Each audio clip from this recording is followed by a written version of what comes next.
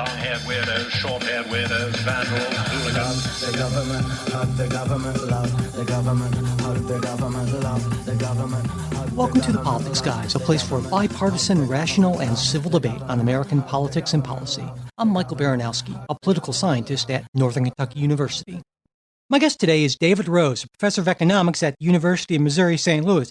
He's published academic work on a wide range of topics, including behavioral economics, economic ethics, the theory of cooperation, and the theory of the firm. He's here today to talk with me about his book, Why Culture Matters Most. David Rose, welcome to the show.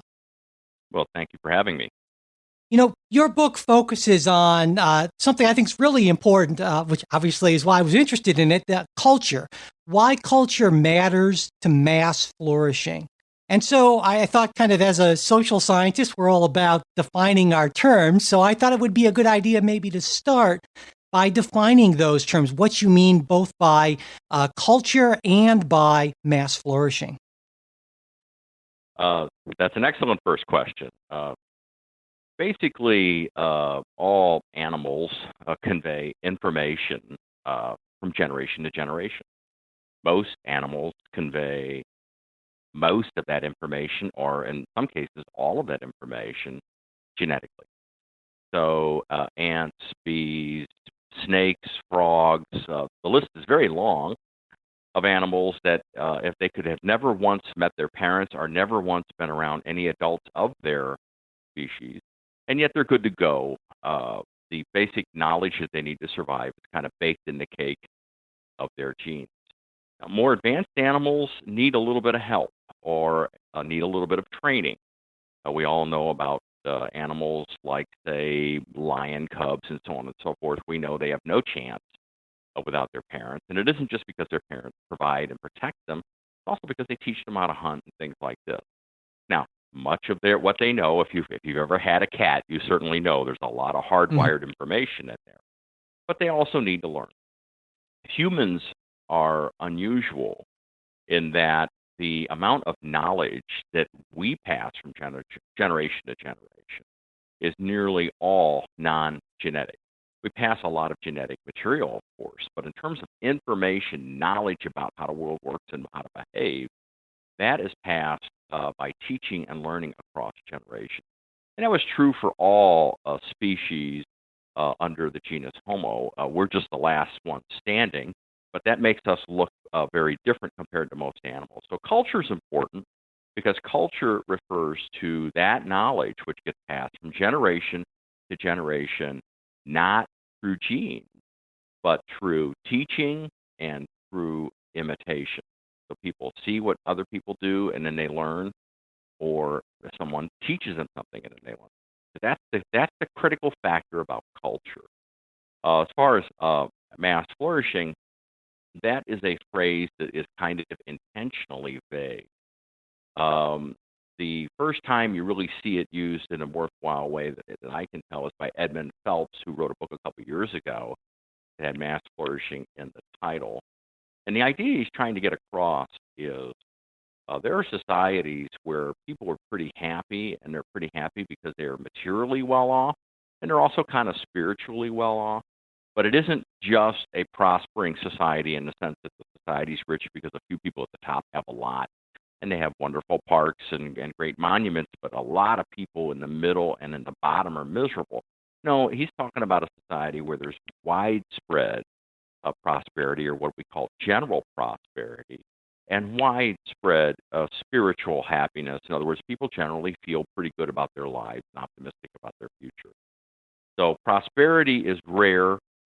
General prosperity is even rarer, and mass flourishing is the rarest of all. Right.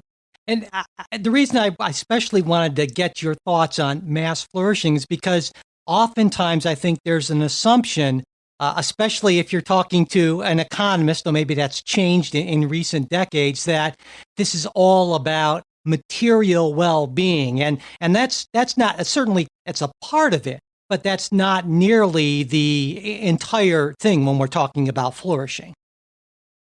I agree completely, and some economists have turned their attention, as other social scientists, to happiness research, broadly construed, and even more tightly constructed concepts about what it takes for people to flourish. In fact, there's actually an institute that's been created called the Eudaimonia Institute at Wake Forest University, where it intentionally takes a step back to look at the broader context of what it takes for a society to help people flourish, both individually and collectively.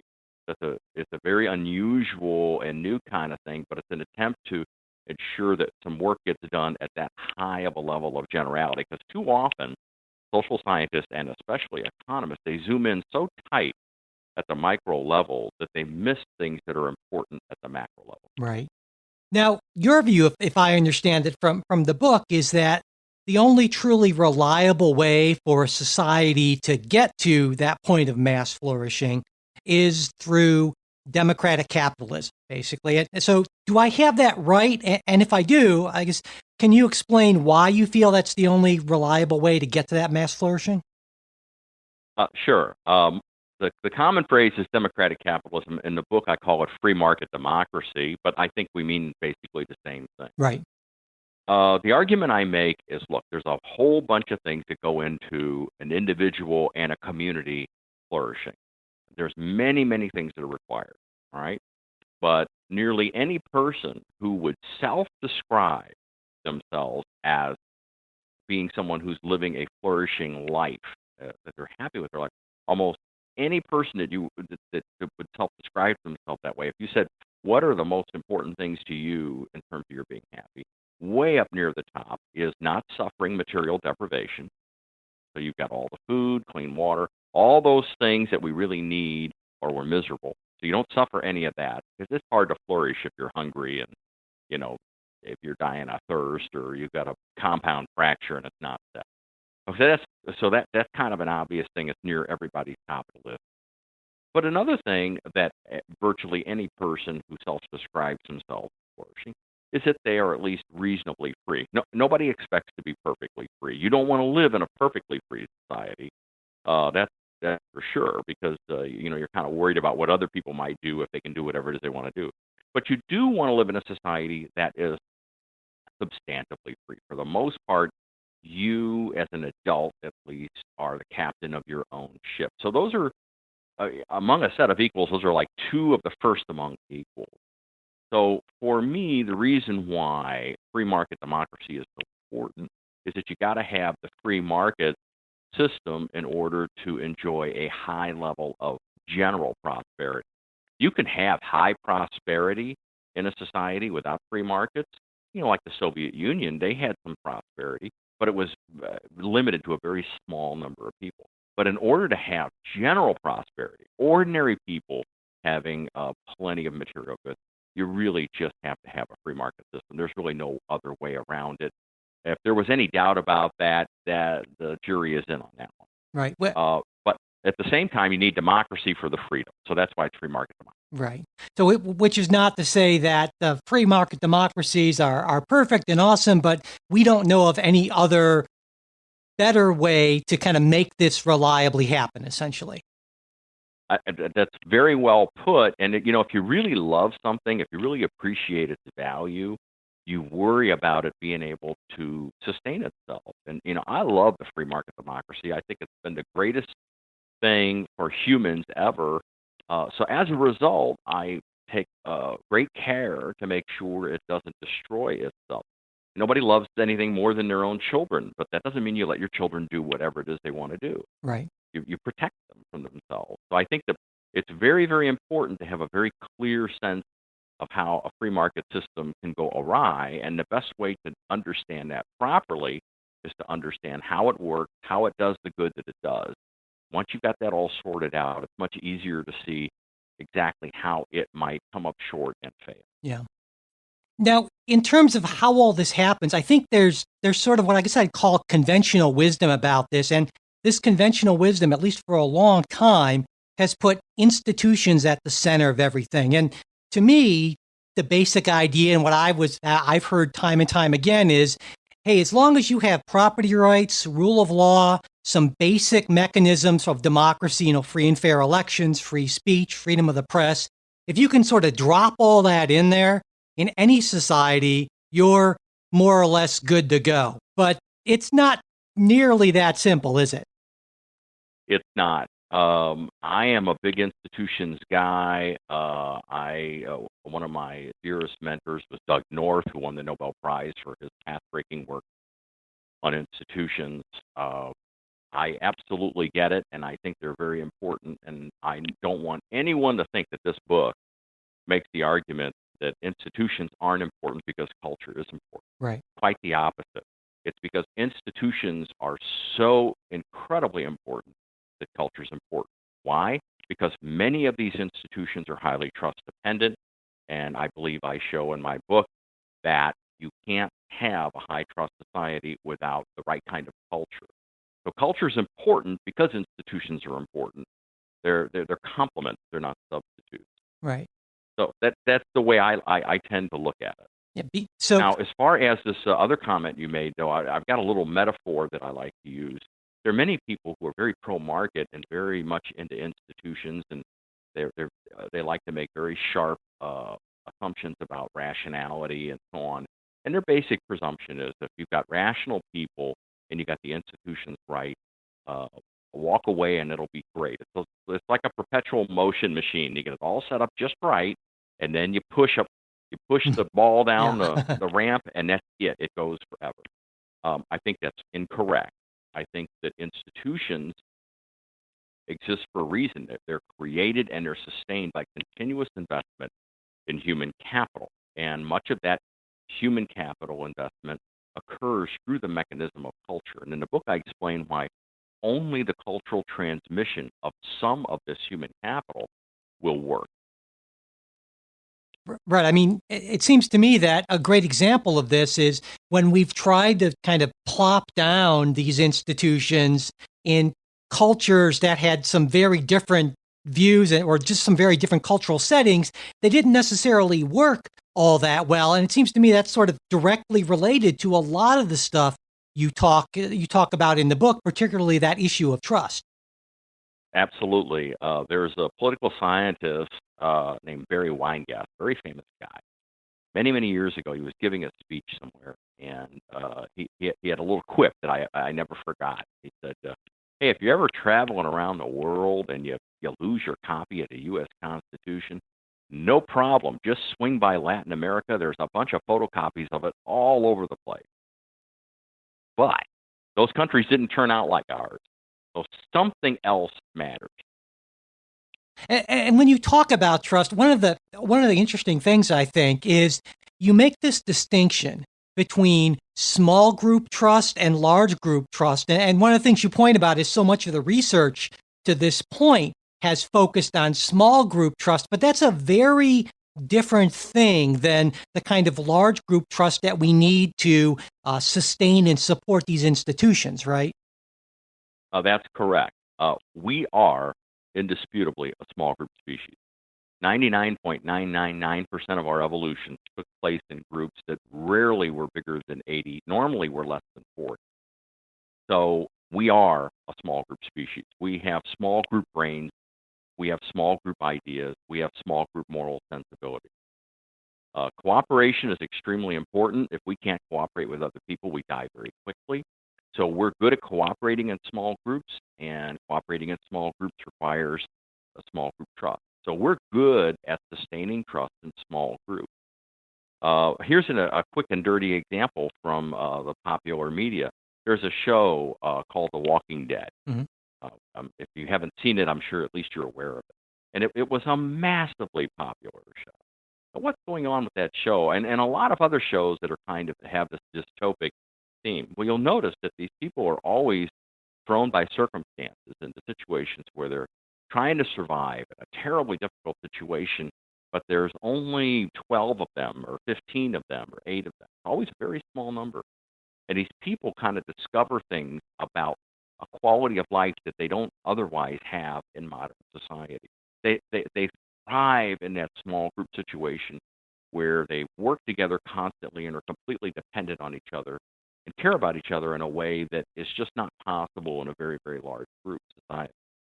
So small group trust comes easily to us. Large group trust has no reason whatsoever to make sense to our genes. It doesn't. We did not evolve in large groups, so there's never been an evolutionary payoff to being able to sustain trust in large groups. So if we're going to have trust that works even among strangers in a large society, like somebody you pass on the street in Manhattan, if we're going to have that, it's not going to come from our genes. It's not going to be something that's hardwired. It's going to come from something invented in our society, invented in our culture, invented by our cerebral cortex. And that's, I think, the story of the rise of modern free market democracy is this long, slow, step-by-step process whereby some of the smartest people to ever live kind of worked out, to much extent without intention, by the way. Evolution is probably a better description, but they kind of worked out these ideas that kept pushing us in a direction of being able to sustain a great deal of harmony and trust in ever larger groups, and therefore we got ever more productive, and we're ever better at producing a high quality of life for a large number of people and a high proportion of that large number of people in a big society. Yeah. And so the linkage here, to be clear, between large group trust and mass flourishing is that, kind of to put things in economic terms, that's that when we have this high level of trust, it reduces transaction costs, as you mentioned in the book. Can you sort of flesh it out and explain to folks what exactly that means? Great question. There's basically two levels to answer that question. The first is kind of direct. A transaction cost is just a cost that has to do with actually bringing off the transaction. So normally when we think of cost, we think of the cost associated with production, the cost associated with bringing the thing in question into existence. But there's also cost associated with actually getting that thing into the hands of people who want it, and in other words, costs that are directly attached to the transaction and not the production. So that's called a transaction cost.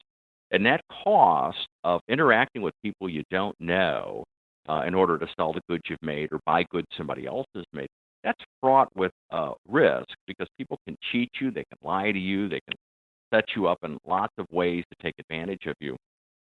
And so that kind of transaction requires a measure of trust. And the higher the amount of trust you have in the society, the lower is the perceived risk of that kind of transaction. Ken Arrow, who won the Nobel Prize and was one of the most impressive economists of the 20th century, actually has a famous quote about that exact thing. Now, the other sense in which high trust society lowers transaction is that we have these mechanisms called institutions, and some of them reduce transaction costs just by regularizing things and making things standard and kind of creating a pattern everybody can count on. So even if people aren't up to no good, we still have problems if everything is made up on the fly. So having a consistent pattern is good. But some of these institutions are themselves highly dependent on trust. So trust allows transactors to not be afraid of each other at the micro level, but it also allows us to sustain institutions that make it easier to transact at the macro. Right. And so the problem here, though, of developing this large group trust, as you mentioned before, it's not natural. And it seems to me, if I understand it correctly, one of the problems here is that there's a huge benefit to cheating, essentially, when we have a high trust society. And the way I was thinking about it is sort of like if I found a great way to take a penny from 100 million bank accounts, all of a sudden I'm a millionaire. But it's not like those 100 million people suffer any kind of substantial loss. I mean, heck, it's just a penny. And the bigger the group, then the worse this problem gets. Is that more or less kind of how it works? That's a great way of putting it. In fact, that example was immortalized in a very popular movie called Office Space. And you may recall that the main character gets into an argument with his girlfriend because they figured out a way to throw rounding error into a separate account, and said, well, look, we're not really hurting anybody, but over time it accumulates a lot of money to us. It's not hurting anybody. How is that wrong? And the girlfriend kept saying, because it's wrong. Yeah. You told people you wouldn't do things like that.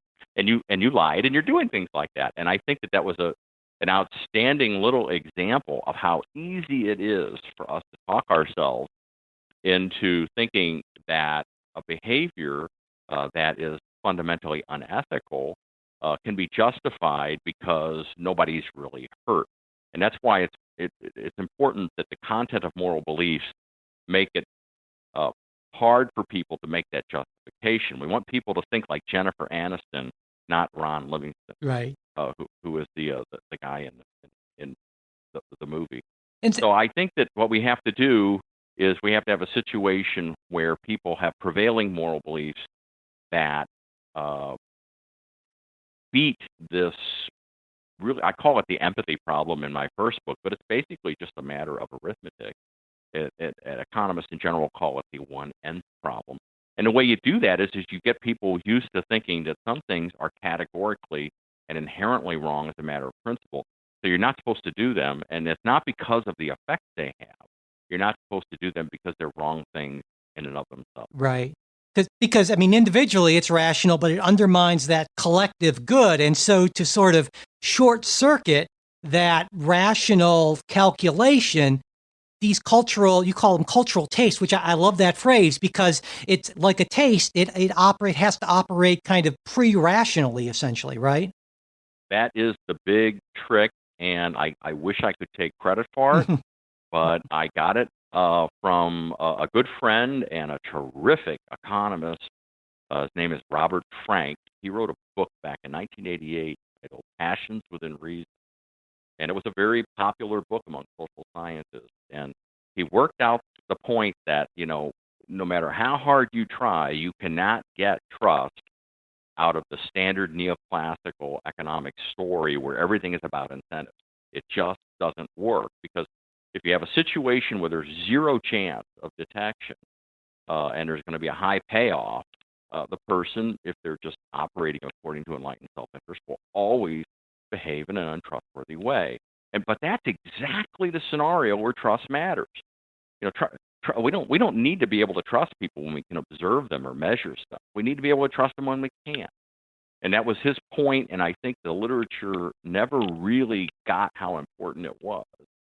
But so his point was, in the end, although economists really hate to have explanations for things in terms of taste, in the end, you're going to have an unwillingness to act on opportunities to advance your interest by doing something that's wrong. You're going to have that written in the taste themselves, that they're unwilling to go there because they believe it's inherently wrong. Right. And one way to inculcate this is one really good way, as you point out in the book, is to do it to people when they're young, which in your discussion of that, it made me think about that phrase that's often attributed to the Jesuits, St. Ignatius, saying, "Give me the child for the first 7 years and I will give you the man." I mean, and it turns out there's actually a lot to that, isn't there? Exactly. And I think that the main thing is that I work out in the book about that is there's a kind of catch-22 problem. We like to think that we believe what we believe because we were exposed to ideas and we made decisions and we chose to believe what we believe, and that's why we believe what we believe. And that's true for many of the things we do believe, of course. But there are many things that we believe and even more things that we feel that seem self-evident to us that we learned at such an early age we cannot remember ever having learned it. So your dad might have, or your mom might have just hammered on you that you don't want to be a liar, do you? You don't want to be a liar, over and over and over again when you were very little. So that deception was drummed into your head to be something that was inherently wrong, inherently a scar on your character. And so you weren't someone who was reluctant to lie because you didn't want to hurt people. That wasn't the issue. You were reluctant to lie because you did not want to be a liar. And so that became part of your moral frame, your moral character. Aristotle talked about this in terms of virtue character. And that's where that was. So if that's true, your unwillingness to lie is something that's already shaped the decision before we even get into the process of rational calculation, of weighing costs and benefits about what to do. The benefit of lying is never even going to be counted because that's already been denied an opportunity to affect your thinking. Right. And it seems to me what was interesting about your discussion of this, of kind of pushing these values into people when they're young, is it seems to me it's useful, if I understand correctly, for two main reasons, or effective. Number one is that young minds tend to be more pliable in a lot of ways. But secondly, and this is what I found really fascinating, is that this argument that, well, the consequences of adopting these beliefs are kind of further into the future, so it's easier to do them when you're young, when you don't have to kind of take the heat except for having these beliefs. That's exactly right. It's one thing to decide to do the right thing when it's going to hurt a little. It's another thing to do the right thing when it's going to hurt a lot. And a small child who's being taught that lying is a bad thing, being a liar makes you a bad person, you don't want to lie because you don't want to be a bad person.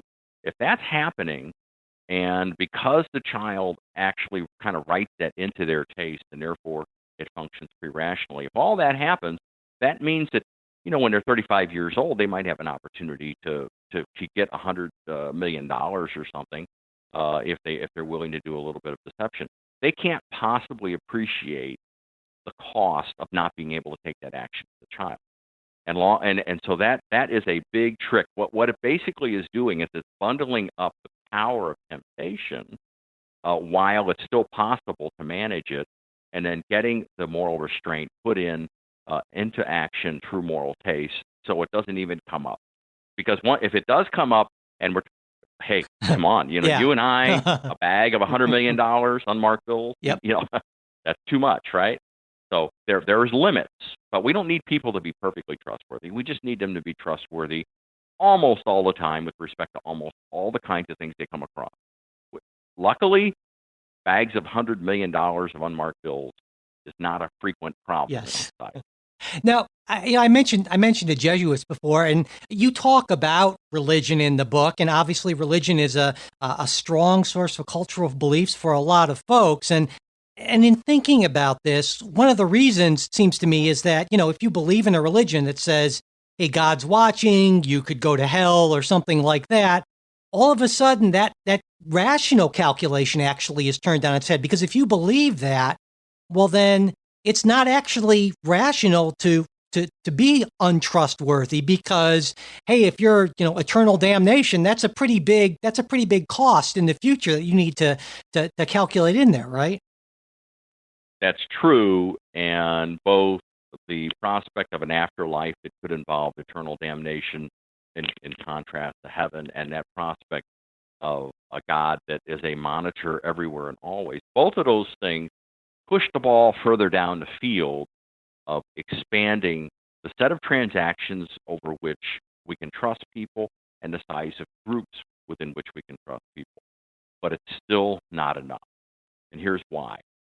If you believe that God believes that what you really should be trying to do is to create the greatest good for the greatest number, if that's the thing, then you could convince yourself that you should behave in an opportunistic way, an untrustworthy way, in order to make it possible to advance some kind of positive moral action that otherwise couldn't be done. You could talk yourself into that. And as a result, if you believe that was consistent with what your religion required or your God required, there'd be no issue. So I do believe some religions are more prone to greater good rationalization type of thinking, even though they certainly have a God that's a pervasive monitor, and many of them have an afterlife. It doesn't matter because they don't think they're doing anything wrong. But just because you don't think you're doing something wrong in your heart doesn't mean you're not behaving in a way that undermines the ability to sustain trust in a large society. Yeah, I thought that was a really important part of the book. You mentioned a greater good rationalization, because, of course, when I was reading that, I immediately thought of myself, because I do that, all the time. I think all of us do. And so we're hardwired to do it. Yeah. So, it gets back to that point, right, that you make about why it's so important that these cultural beliefs, this trustworthiness, be baked into us, and it's not even a part of the rational decision-making process, because we're awesome at rationalizing our own individual self-interest. We are outstanding. In my first book, I actually worked out some examples of that, of how greater good rationalization for the greater good. In other words, you truly are only concerned with doing what you think God wants you to do, doing what you think is best for other people and not yourself. I work out how over time that can evolve into what's good for me is what's good for society, and it becomes greater good rationalization, for your nieces and nephews, Yeah. and then your kids, and then yourself. Yeah. Now, at a number of points in the book, you talk about guilt. Essentially, the argument, as I understand, is that culture, at least in this aspect, works by generating these completely involuntary feelings of guilt if you do something that's untrustworthy, if you're a liar, basically. And I was wondering about that. Is it just guilt? Because, sometimes I do something good and I feel pride for being a good person. I mean, is that part of it, or is just guilt much stronger than any kind of sense of positive motivation for doing these things? The positive side of the ledger is important. There's no such thing as a person who is highly moral but has absolutely no concern with taking positive moral action. So this is one of the most subtle points about what it takes to create a high trust society. I stress guilt so much because I stress moral restraint so much. Right. I stress moral restraint so much because what we can't have is a situation where the desire to take positive moral acts becomes fodder for greater good rationalization. In other words, you end up in a situation where if you lie to achieve a particular thing, you'll feel guilty about lying. But you need to do that in order to come up with the resources to do this positive moral act. And if you don't do this positive moral act when you could have, you'd feel even more guilty. We don't want that calculation to occur because there's no end to the ability to talk yourself into believing that the guilt that you would experience on the positive act will be greater than the guilt you'd experience on the lie. It's too easy to make that switch. So we need a crisp divide. And logicians and philosophers and mathematicians all agree that the right kind of concept to capture that idea is what's known as lexical primacy. And all it means is that some things come first, some things come second. And it's only after the things that come first are completely dealt with that you even consider the things that come second. So one of the requirements for having the kind of moral restraint that can sustain a high trust society, in my view, is that the obedience of prohibitions against negative moral action, that comes first. You can never justify a negative moral action by the good it might do through the positive side. Moral merit only starts to count if you've got a perfect score on not doing the don't. So the reason for the guilt, it isn't that I don't believe those other virtues aren't important and so on, but I do believe it's very dangerous and corrosive to treat doing good and doing bad on the same number line. And this is not just an academic point. The way we teach character and morals in K through 12 today, I'm talking about through massive federal grant-sponsored teaching programs and research, is to say things like, hey, don't tell your kids that telling a lie is bad. Teach them that being honest is good. This is an actual quote from someone who's a national leader in this area. Now, most people would say, well, I guess that's one way to look at it. But it isn't just one way to look at it. It's a way that allows the brain to dive in head first with greater good rationalization. And as we've just mentioned together, we're genetically programmed to do that. We're really good at that. We don't want to go down that road. Yeah, it was interesting to me because when I first encountered your arguments about this, I felt a certain resistance because I was like, well, no, moral advocacy, that's what I want to do. I want to be positive and do things and so forth. And so there was a resistance I had to kind of fight through to see that, that connection you make between this kind of negative, the restraint, and that greater good rationalization. So I just thought that was an incredibly important part of the book. I'm glad you felt that way because, if you are somebody who really, really wants to be a moral person, then you are not dissuaded by the fact that the bar for being moral is higher than you thought it was. And so all the positive moral acts that you want to do because it in your heart it makes you feel good to be a good person. And in my opinion, the only true virtue is virtue for which the act is its own reward. Doing stuff because it'll earn your way into heaven, it counts for nothing in terms of moral virtue in my view. What matters is does it truly make you happy to help this person? Does it truly make you happy to address this problem? That's the only thing that matters. But doing that on the cheap by cheating certainly cannot be as morally meritorious as doing that where you personally bear the full expense of your virtue because you would never, ever cross those other lines. It's a much, much higher bar to get over.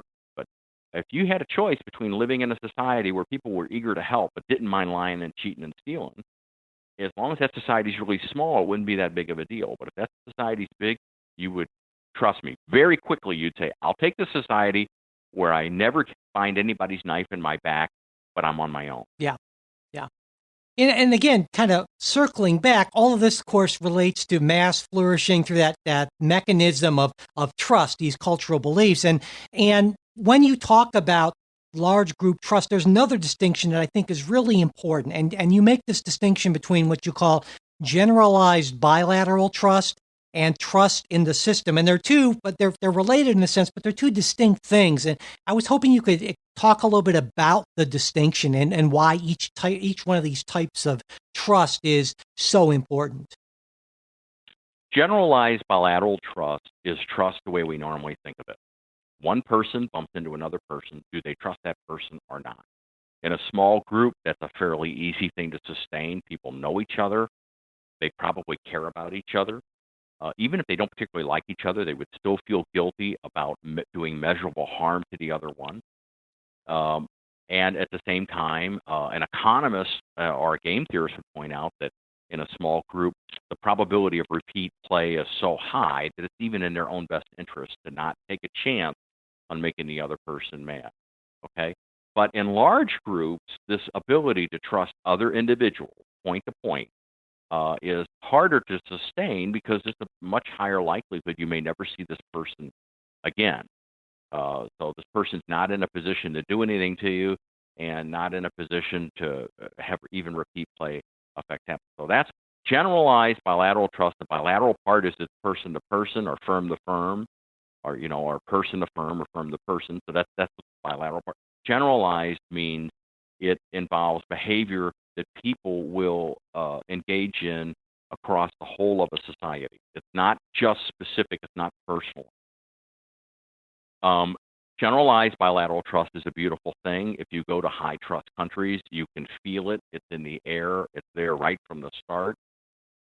You walk down the streets of Stockholm, you feel it. It's there. And there are many reasonably high trust places in the United States too. I'm not knocking the United States on this, but I'm just saying it's hard to get over the Sweden bar for people who study trust. Trust in the system is not inconsistent with it, but it does.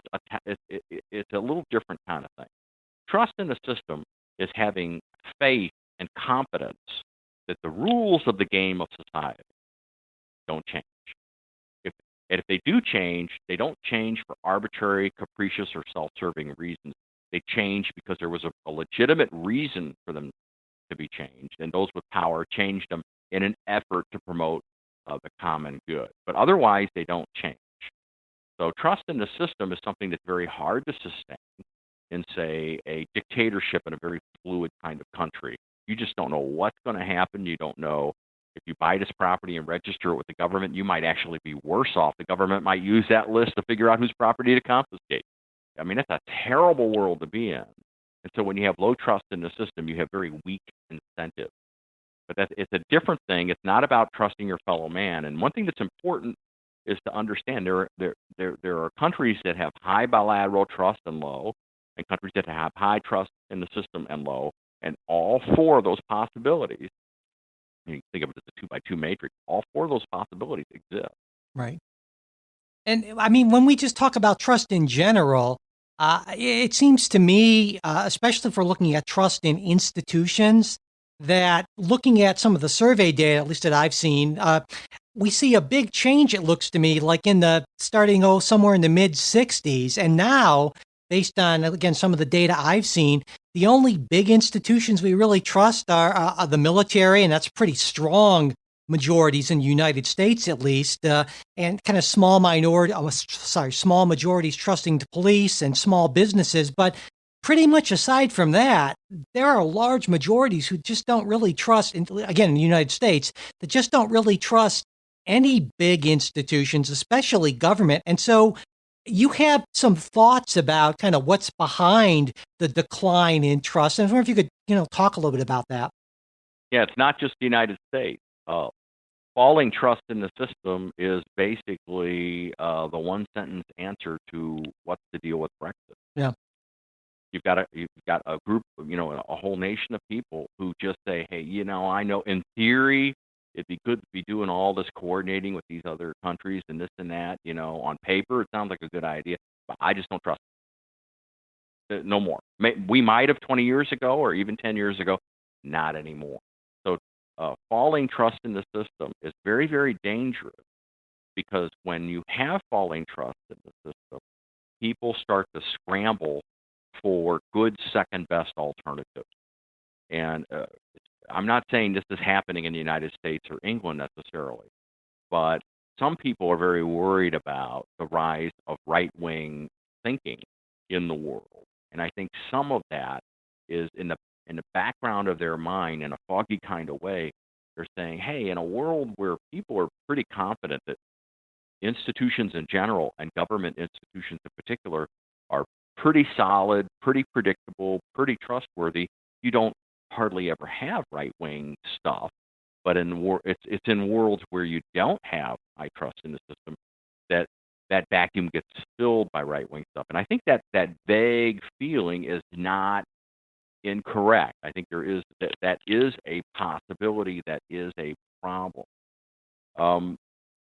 But trust in the system falling as it is in not just the United States but in the West, I believe is the result of moral beliefs evolving from the kinds of moral beliefs that did a good job producing that we talked earlier about lexical primacy, where not doing the don'ts comes first, and it's only after that is attended to perfectly that you even consider doing the do's. That kind of thinking was actually pretty evident in the prevailing moral beliefs of countries in the West, particularly in the United States, at the end of the 19th century. That was pretty strong. The problem with that kind of belief is it makes it very, very difficult to use the power of government to do things that you think are good. So the progressive movement in the late 19th century, these people were incredibly smart. They were incredibly smart, incredibly perceptive, and incredibly persistent and patient. We should give the progressives a great deal of respect, because these people were able to change a society pretty rapidly and pretty substantively. And I think that what they did is they understood that they could not effectuate the kind of society that they wanted unless they could use the democratic process to undertake positive moral actions, and therefore go beyond what had been the historical norm of the democratic process in the United States and in the West, which is just to address market failure problems, things that we can't do very well through voluntary transactions, things like national defense and having a police force, having a court system, so on and so forth. So their idea of a perfect society involved doing way more than just attending to that night watchman concept of the government. So they had to change that thinking, and so they very strongly attempted to inculcate into the population a kind of thoroughgoing consequentialist view of morality, which is not that difficult to do because that's the one we're born with. Right. So it's essentially on the governmental level, kind of making that switch from a focus on the restraint to a focus on positive moral advocacy, which opens the door to all of that greater good rationalization and that sort of thing, essentially. Absolutely. Yeah. And so just You quick. said it a lot faster and better than I did. Well, yeah, well, you mentioned market failure, and that again, I was really resistant to. I mean, I'm coming at things from sort of a left of center perspective, and so when you made this argument that basically, and maybe this is oversimplifying, that if we want to have sustained trust in government, that means essentially that government has to essentially limit itself to addressing market failures and not going past that. And again, I was really resistant to that argument. We'll maybe get to that in a minute. But to start with, can you just kind of explain a little bit more to folks what you mean by a market failure so that they kind of get a sense of what the scope of government activity would be, kind of based on this idea? Sure. One of the most important reasons for teaching people as early as possible and as high a proportion of the population as possible how a free market economy works and why it's such a great thing and so on and so forth. One of the most important reasons for doing all of that is that only by getting that all sorted out that you can then fully appreciate precisely where it is that a free market system will almost inevitably come up short. So basically, what happened was we had this very, very difficult technical proof done in the late 50s called the Arrow-Debreu proof. And it basically showed that under a given set of assumptions, the free market system will produce a set of prices that will induce a pattern of resource allocation that will do the best job promoting the common good. They worked this out mathematically. They both won Nobel Prizes for doing it. It was a big deal. It's one of the most important achievements of any human in any field. So it's a big deal. But here's the thing. There's a lot of assumptions that are required for that proof to go through. If any of those assumptions are violated, then all bets are off. And so we have this a body of knowledge in economics that's pretty big and pretty well developed called the theory of market failure. And it basically is looking at all the possible ways that that proof doesn't go through. And so when here's a very simple example. One of the things that's required for that proof to go through is that if I make something and sell it to you and you buy it from me and consume it, nobody else in society is affected in any way, shape, or form. All right? That's true for a lot of things. But, if I'm producing some kind of an industrial product and I dump my waste into the river, and that's what I do to save money, well, that's not true anymore. So in economics, we call that an externality, and it's a very common, pervasive problem. And in many cases, the only way to practically deal with it is to use government power to change things in various ways to account for that externality. There's a lot of really, really clever ways of doing it. Economists have really done a lot of wonderful things for society, and they don't get any credit for it because people don't understand market failure. But pollution, when I was a kid, pollution was an important problem in our country. Pollution is not an important problem in our country right now. Global warming might be an important problem, but that's a little different thing than the pollution problem. But at least most of the water is clean, most of the air is reasonably clean. Let's just say it's way better. So market failure are all these kinds of things that if you just left the market to itself, you would get to a spot that the vast majority of people in society would say, wow, isn't there anything we can do about this? This is a bad outcome. And, the classic example is something called a public good. This is a good when I consume it, it doesn't keep you from consuming it and vice versa. And at the same time, it's a good I can't keep people from consuming. National defense is kind of like the biggest, most clearest example of that. We don't want to leave national defense to the free market system. There's no way we are not invaded long ago if that's what we did. So that's market failure is about all of these situations in which the critical assumptions for free market society giving us the best outcome are not met. Some are a set of them are not met, and when that happens, economists have worked up ways to quantify the problem and address the problem. It's really cool stuff. And, when I started thinking about this in terms of current policies and things that government's doing, in a lot of cases, it seems to me that's not all of certainly, but the bulk of what government does, you can at least make a case that it's in some way addressing a market failure. Maybe that approach is in itself flawed, certainly. But I was wondering if you could, since the argument essentially is that if government goes beyond addressing these market failures and starts essentially picking winners and losers, then we start to lose trust. That makes sense to me. Can you give me some examples of maybe current policies or things that government does that go beyond just trying to correct for market failures? There is an implicit understanding of market failure in our history, and that's why government was so limited for so long. Sure. So you are quite right that particularly if you look at the federal government, an awful lot of what's going on is either clearly addressing a market failure or could be rationalized as a market failure, and that is correct. So there's two elements to this. One is categorical example, something that's clearly not a market failure issue, and then the other is something that the assumptions required to say it's a market failure are met, but you aren't able to demonstrate a compelling case for government intervention because the benefits of addressing the market failure problem don't exceed the cost. Now, as far as a categorical thing, think of almost anything government can do that's a good thing. People nobody's against it, at the margin, but the government really doesn't have any business in it.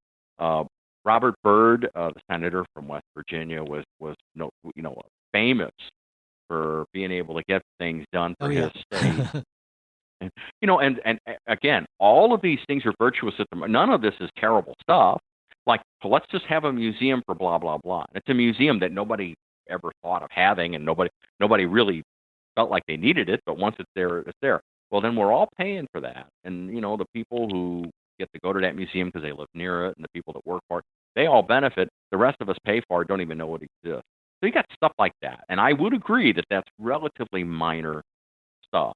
The bigger problem is attempts to use market failure logic to rationalize something as requiring a great deal of government involvement when it really isn't there. Here's a very big example: Social Security.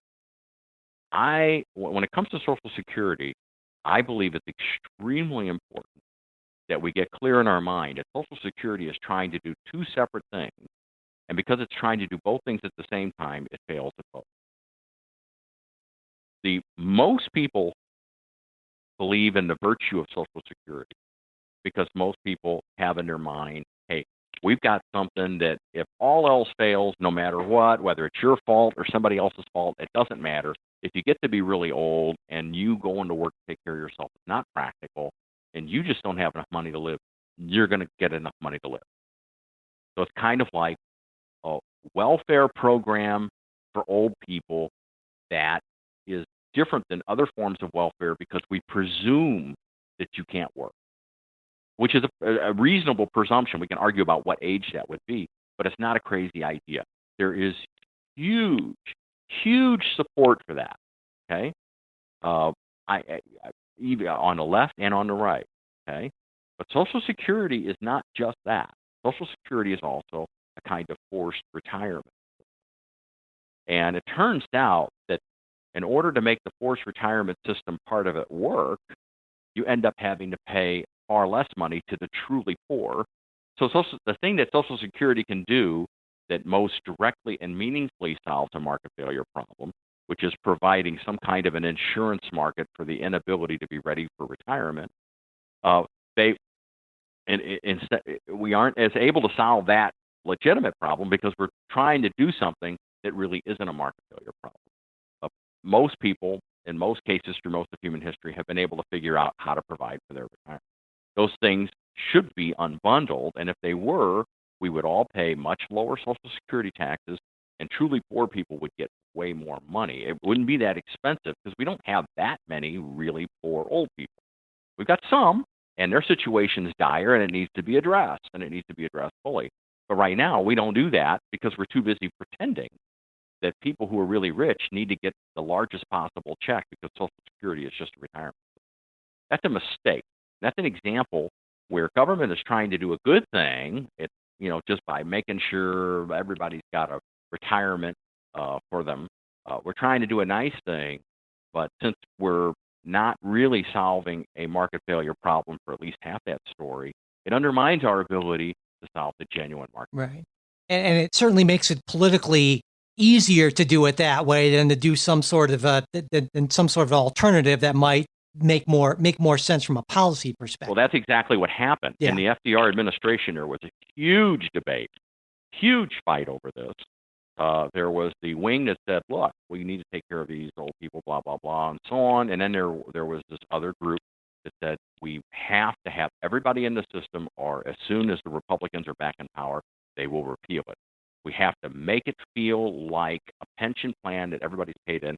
The fact that the numbers don't make any sense and that they paid almost nothing in, they'll overlook that because it's self-serving. And it worked. And that was a huge mistake. Many people in the FDR administration understood exactly, including FDR.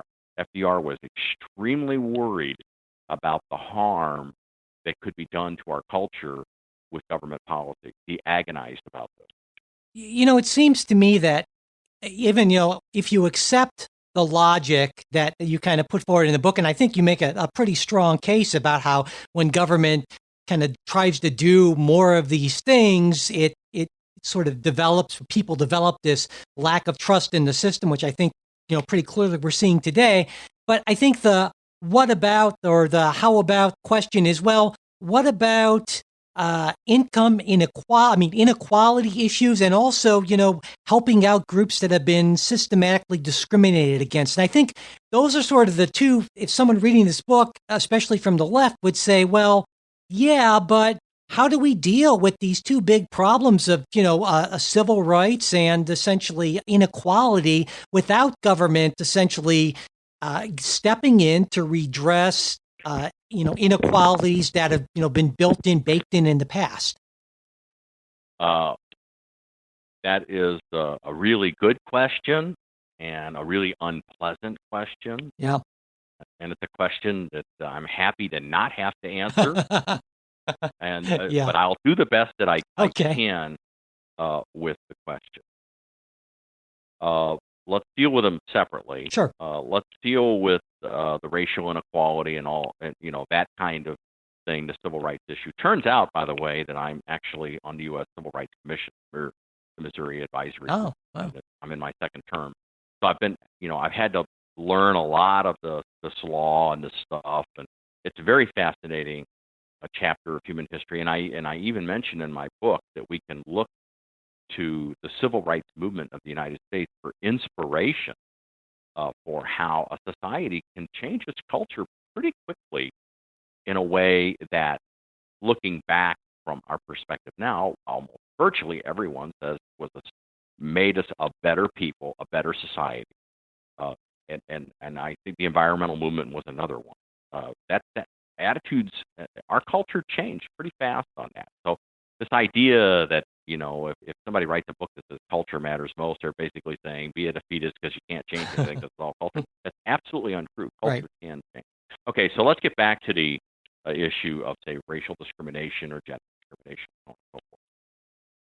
There is a way to deal with those things that's completely consistent with the view of duty-based moral restraint and government that exists to address market failure, not to do good. And the way to do that is to pass legislation that says, hey, you can't do this stuff. It's illegal. If you do it, you can be sued by the person who's harmed because we've provided a pretext for court settlement, or you can be criminally prosecuted potentially because we don't tolerate this stuff in this country anymore, period. That is hugely important, and it's something that would enjoy widespread support.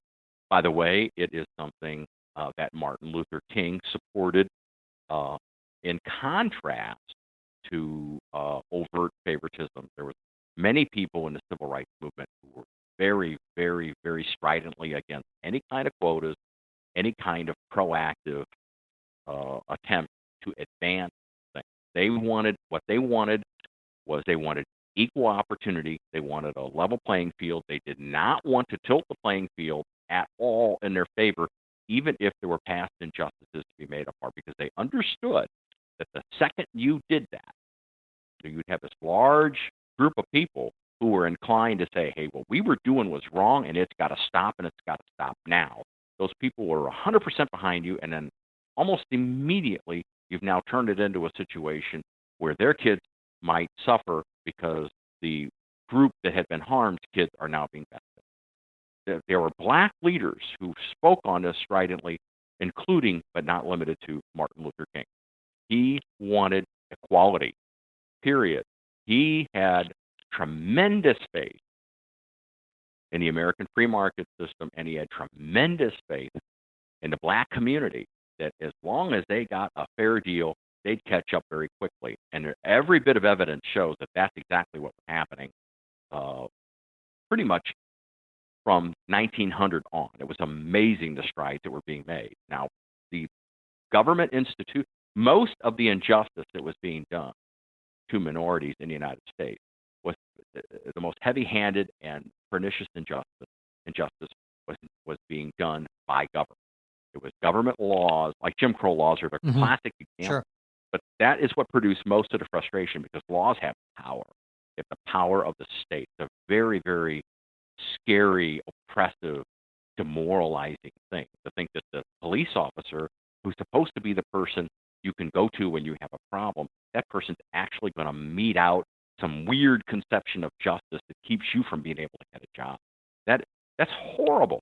Okay, so I think people underestimate how much of a role that misguided government played in subjugating people of color in this country and women for a very long time. So simply withdrawing that and reversing that, saying that's not going to happen anymore, number one, and number two, if you participate in that, you're going to be sued or you're going to go to jail. That it has nothing to do with favoritism. That has to do with no more favoritism going the other way. Now, with respect to income equality and all that sort of thing, I understand that feeling, and I think there's a good reason why people feel like equal outcomes is the most important thing, and that's because if you remember, I said at the very beginning, we are a small group species. We're undeniably a small group species.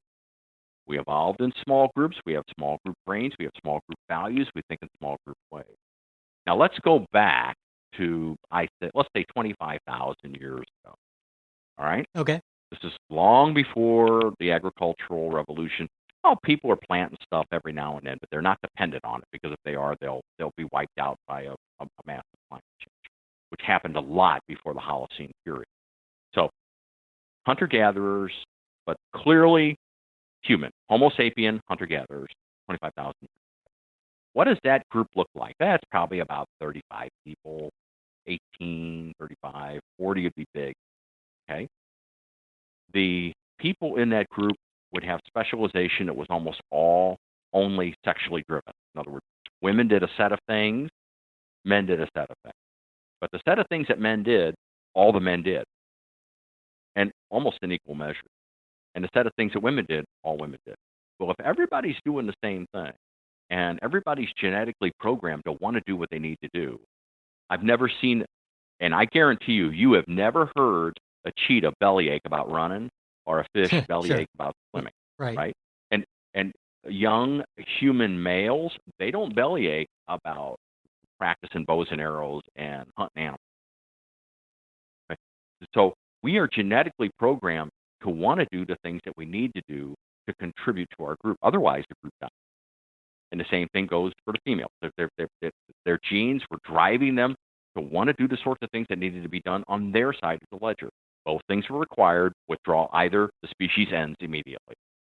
There's this idea of one being more important than the other is complete nonsense. Okay?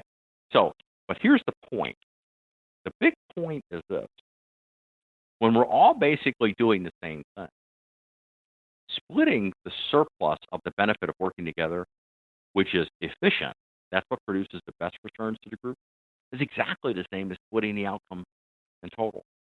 And I have little mathematical examples that I give in lectures and I give the students to highlight this out. Many years ago, in fact, you can find, I can give you a link after we're done with the interview, where people can see a 19-minute lecture on why this is true. But the bottom line is when people are different and you're maximizing the size of the cooperative surplus, which is what makes us able to have more stuff per person, okay, you're going to have a different payoff. But when people are the same, splitting the final output, everybody getting the same amount, is observationally equivalent to an equal split of the surplus. So this rule that is best for the group, undeniably, ends up being the same thing as splitting everything equal. So I think our genes over 100,000 years or so were just recognized this and therefore gave us a strong preference for just saying there's no reason to not split this all equally. Right. We're all doing the same thing. Right. And so that we feel that in our gut. Now, so that's why we have the impulse for it. So then the question is, why is it a bad idea? Well, the answer is it's a bad idea because what really matters is not whether the guy down the street makes $85,000 and you make only $65,000. That does not matter. What matters is your kids are not getting breakfast, lunch, and dinner every day of the week, and these other kids are. That's what really matters. So what really matters is attending to basic needs and making sure that that is something that is always attended to. And by the way, this is something about which there is tremendous agreement. I just did an interview the other day where somebody brought this up, and I said, well, you don't know the half of it. Friedrich Hayek, who won the Nobel Prize in 1974, is a very well-known economist. A lot of conservatives love him. Libertarians in particular love him. Hayek was absolutely 100% in favor of social safety net. 100%. So was Milton Friedman. So was Ronald Reagan. So was JFK. So was FDR. Why? Because at some level in their mind, somewhere in that fog, they understood that falling below certain thresholds produces extreme misery, and that is the first order of business. Let's not have anybody in extreme misery or extreme threat to survival. Let's take care of that first. So attending to the basic needs and to get them well over the bar so people don't live in the fear of that is the most important thing. Once you get beyond that, you're now getting, by the way, the moral virtue of removing misery is not a discussion we need to waste time on. Yeah, absolutely. We all say, yes, that's a good thing. We can argue about how to do it, but no, that's a good thing. Now, once you get into the realm of everybody has plenty of good food, everybody has a place to sleep at night, they're not out in the wet, everybody has a place to go get that broken arm set, they don't need to be in agony for the next 25 years, and so on. Everybody gets to learn how to read and do basic arithmetic so that they have the ability to go make a living for themselves. Once we get those things met, then the differences are about a very different thing than alleviating misery. And you're starting to get into a dubious zone of moral virtue because, there are many religions that hold that a preoccupation with not having anybody make any more than you do is just envy, which is a sin. And that's not a crazy, marginal religion. I mean, there are some major religions that feel that. Yeah. So, I think we need to deal with the thing that matters most first, and then we can worry about that other stuff later. But what we'll find out is if we only focus on that stuff at the front end, we'll have so much money from people never giving up on the status game of making more than everybody else. We'll have so much money that we'll be able to actually raise that safety net bar up and up and up and up and up over time. And so it's almost not even a safety net.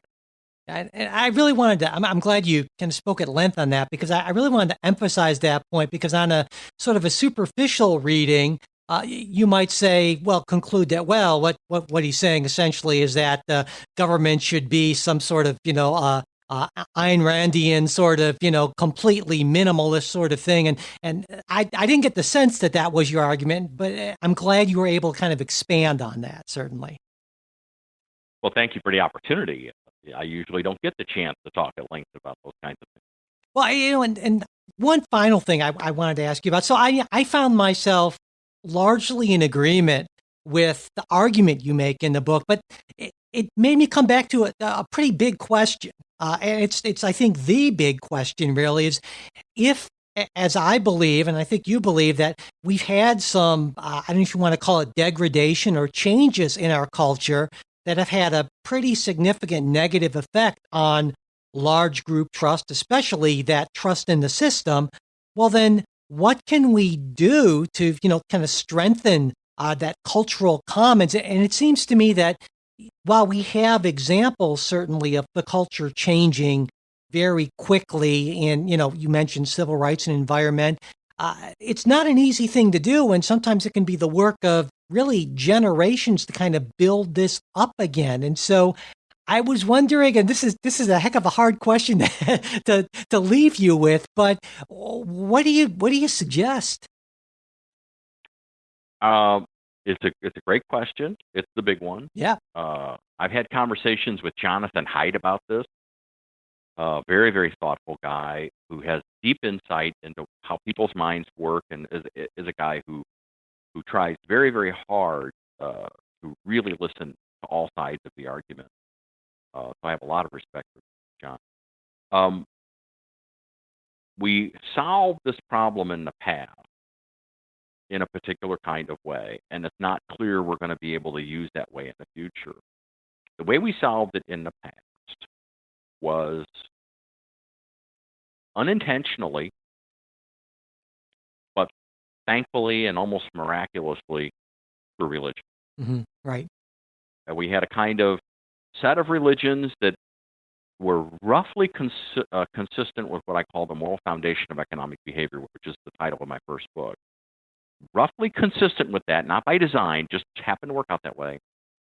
And so it resulted in kind of, from the individual's point of view, an overinvestment into human capital to produce highly trustworthy people.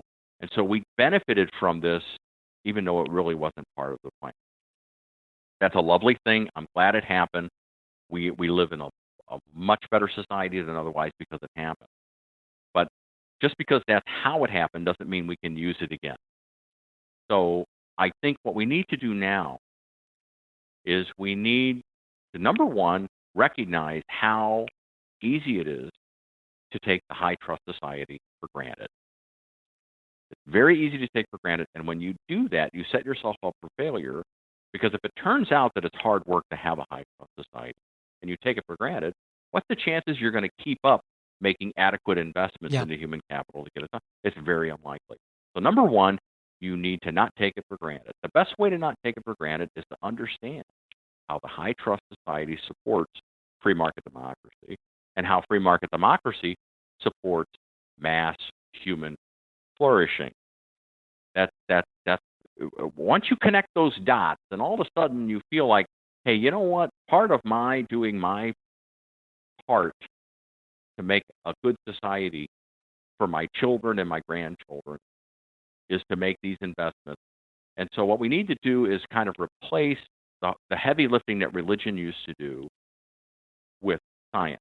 Now, we do not need to displace religion. I'm not making that argument at all.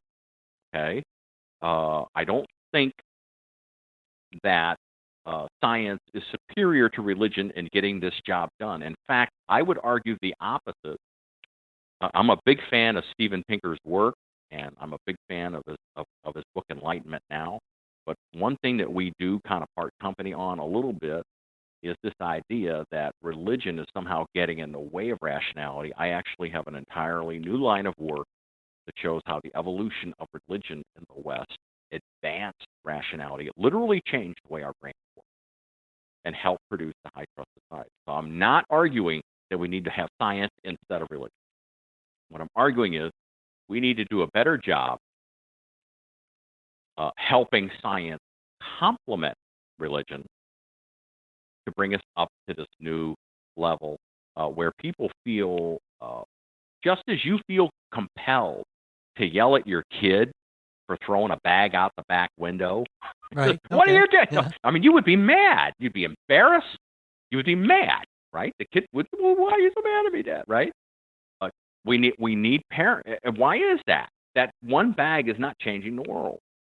Yeah, because you feel it in your bones that you are not living up to your obligation as a good person who's trying to build a good community for the future. If you don't make sure your kids know that there are some lines you don't cross, well, that exact frame of mind. And by the way, we could tell the same story if your kid had said something really nasty about a person of different race or different ethnic group, and you would yell. I mean, you wouldn't even have to think about it. Yeah. Right. Well, there's no reason why that exact same kind of instinctive, immediate response couldn't be associated with making sure your kids, when they start to tell a story about how, well, they could do this because even though it's lying, blah, blah, blah, blah, you might say, well, that's an interesting way of looking at it. That's how we would do it now, most people, and that's certainly the way they're being taught in school.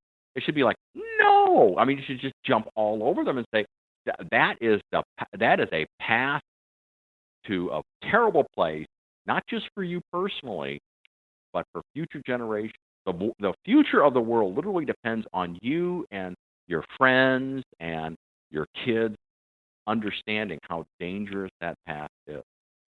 And I think that I don't think that is that crazy, but you can't get people to change their behavior about what they're going to say to their children, or if they're K through 12 teachers, what they're going to say to their students. You can't get them to have that kind of conviction if they don't understand the stakes. So I wrote this book to help people understand the stakes. Well, I certainly came away from it with a much enhanced appreciation of the stakes, and I think it's a very valuable book. I'm very glad you wrote it, and thank you so much for taking the time to talk with me about it today. Well, thank you so much for having me. I enjoyed the conversation. That's it for this episode. Thanks for listening. We hope you liked what you heard. Listener support is what keeps the show going, and we truly appreciate it. When you become a monthly sustaining supporter of the show on Patreon, you get not only our gratitude, but a supporters-exclusive bonus episode each week. And supporters at various levels can get additional bonuses like Politics Guys gear and access to a special supporters-only Facebook group. To learn more, go to patreon.com/politicsguys or visit the support page on our website, politicsguys.com/support. Subscribing to the show also really helps, as does sharing episodes, which is easy to do right there in your podcast app. Word of mouth really is the best advertising, and we greatly appreciate it. Leaving reviews and ratings on iTunes or whatever other podcast app you're listening to on also really helps. And hey, if you've got a question, comment, correction, or just want to say hi, you can reach us at mail@politicsguys.com. There's also our Facebook page where you can message us and when we post stuff throughout the week. That's facebook.com/politicsguys page. We're also on Twitter @politicsguys. The executive producers of the Politics Guys are Michael Baranowski, Jay Carson, Bruce Johnson, Wilma Moreno, and Benji Fishman. Today's show was produced by Michael Baranowski. We'll be back with a new show on Saturday. We hope you'll join us.